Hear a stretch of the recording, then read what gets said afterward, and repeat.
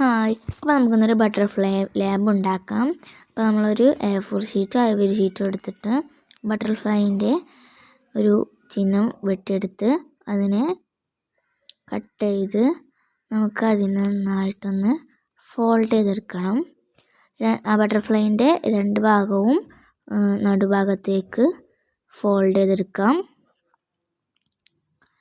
ഇത് ഈ പേപ്പറിൽ ഫുള്ളായിട്ട് നമുക്ക് ചെയ്തെടുക്കാം.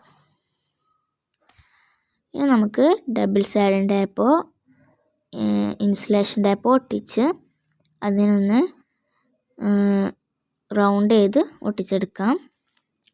എന്നിട്ട് നമുക്ക് ഇതിനുള്ളിലേക്ക് LED ലൈറ്റ് വെച്ച് കൊടുക്കാം, ഫെയറി ലൈറ്റ് വെച്ച് കൊടുക്കാം.